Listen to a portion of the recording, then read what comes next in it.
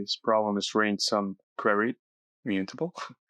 Given an integer array nums, we have to handle multiple queries of the following type. We have to calculate the sum of the elements of nums between indices left and right inclusive. We have to implement a num array class with the constructor, which initializes the object with the integer array nums, and also the query function. The function that will be used for the querying will be of this format, so we have to return an int, and the inputs that we are given are left and right indices. So we have to return the sum of elements between left and right inclusive.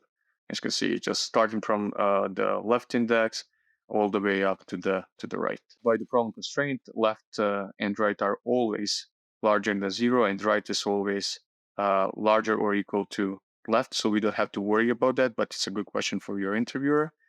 And it's also always lesser than the length of the array. We also have at most 10 to the 4 calls made to the sum range, and this is the nature of the elements that we have. So we have this range for the elements in the array. The important part here is that we could, for the constructor, we could just insert the elements in our array that we hold in a class, and then on the querying, we could just iterate over the array starting from the left index all the way up to the right index and just calculate the sum in that fashion. But that would mean that we will have linear time complexity, because if we range query several times from the index 0 all the way up to the index n-1, it will be proportional to the length of the array. And because we have a symmetry here, we are only writing once and reading several times, we kind of have to shift the word to the write operation, to the constructor, and have some optimization on reading, on querying, to get the result faster. So this just iterating over the elements, on query will not work. We have to be more creative. To solve the problem, we will have to use something called prefix sum. And let's go to the details what a prefix sum is. So you can think of prefix sum, the total sum of numbers before the current index. So for example, prefix sum for the index 2 in the input array should be the total value for total sum of the values for all the indices that come before 2. In this case, those are indices 0 and 1. So -2 plus 0 will be -2. And as you can see here, the -2 corresponds to this is our prefix sum for this array. Let's say, for example, for the index 4, we will have all the numbers before it. So -2 plus 0 is -2, -2 plus 3 is 1, and 1 minus 5 is -4. So for the index 4 in the original array, we will have -4 prefix sum for the in the prefix sum array. As you can see, we do have that. And this is the example from our problem statement, and these are the queries that we will run on this example. So for the first case, we have 0 and 2. 0 is the left index and 2 is the right. And so we start from this number, and end up it's inclusive, so we will also count this number. So it will be -2 plus 0 plus 3, which will equal to 1, as you can see here. The second example, we have 2 to 5, so it will be 3 minus 5 is -2, plus 2 is 0, and then -1 will be -1.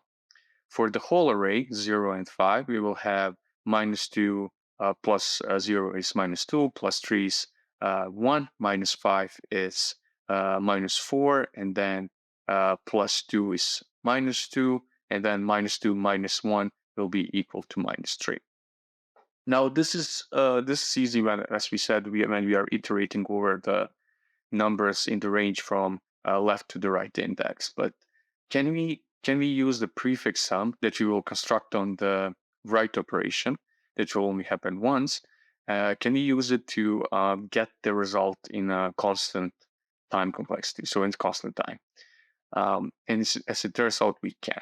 So we can use this formula, and I will call the prefix sum as PS. For each of the queries, we can use write plus 1 minus prefix sum of left to get the total sum between the ranges, between the indices left and right. We can see that on an example for let's say 2 and 5.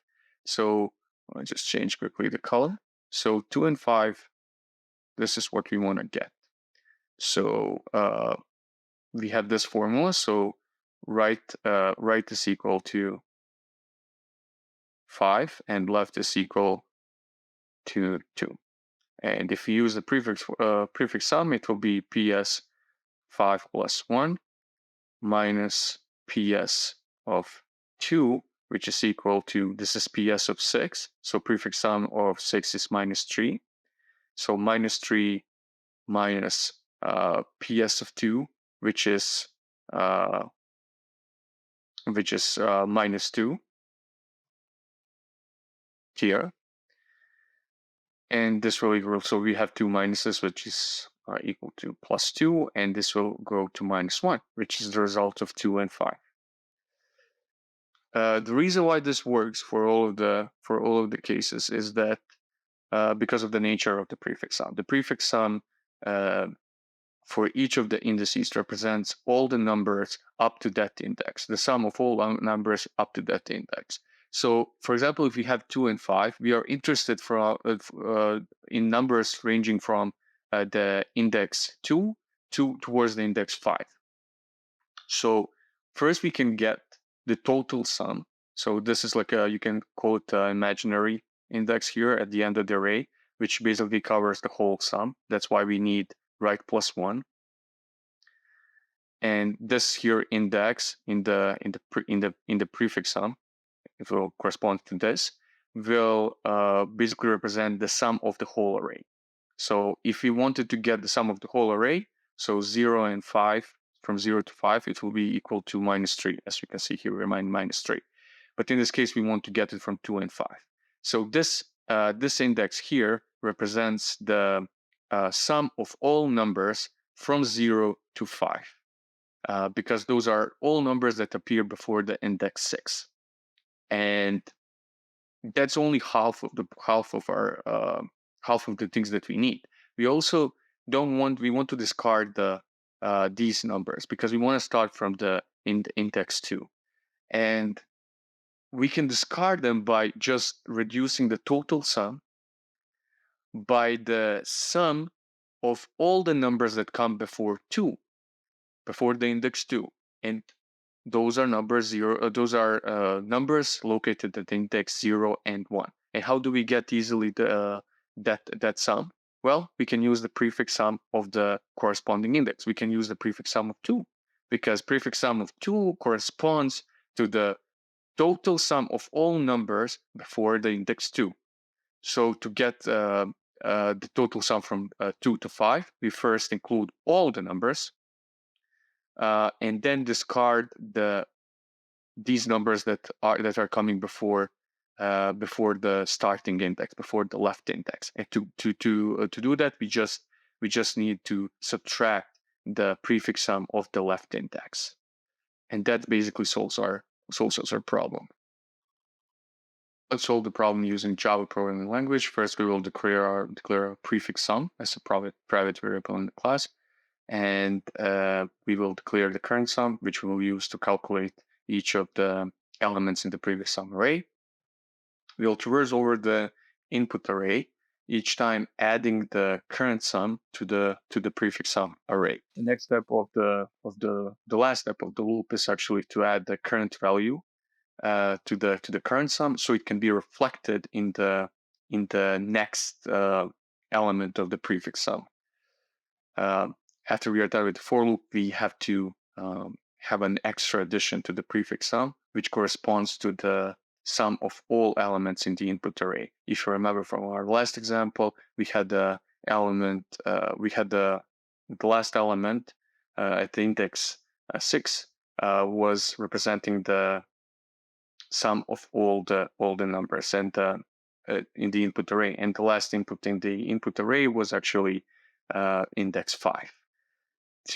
And that basically completes our write operation. On read, we will just get the prefix, the element at the index write +1 of the prefix sum array, and we will to basically get all the numbers up to the write +1, which includes also the element and at the index write. And then we will discard, or in this case subtract, the effect, the sum of all the elements up to the index left, which corresponds to our prefix sum element located at the index left. That basically covers both the write and read operations. Read operation in this case is constant because we are just getting the element inside our array. And for the write operation, we have a linear time complexity because it just takes to iterate over the input array.